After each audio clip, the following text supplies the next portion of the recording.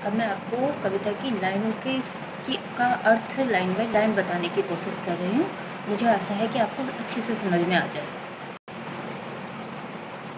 What is the boy now who has lost his ball? What is he to do? I saw it go, merely bouncing down the street and then merely over there. It is in the water. No use to say no. There's our ball.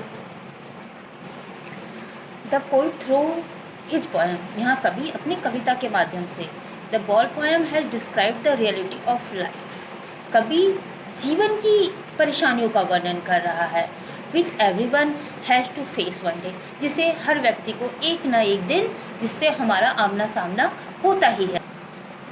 The boy was playing with his ball. The ball skipped from his hand and went into the water. The boy was helplessly looking into the water where his ball had gone. बालक एक गेंद से खेल रहा था और वह गेंद पानी में गिरकर चली गई। Looking into the water where his ball had gone.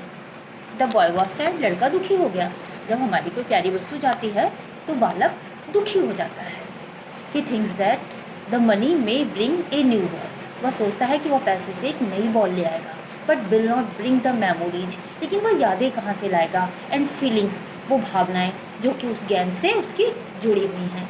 He further says that, कभी हमें यहाँ आगे कहना चाहता है कि the time has come for the boy, बच्चे के लिए वो समय आ चुका है जहाँ उसे सीखना है, टू लर्न हिज रिस्पॉन्सिबिलिटी, जहाँ उसे अपनी जिम्मेदारियों को उठाना सीखना है।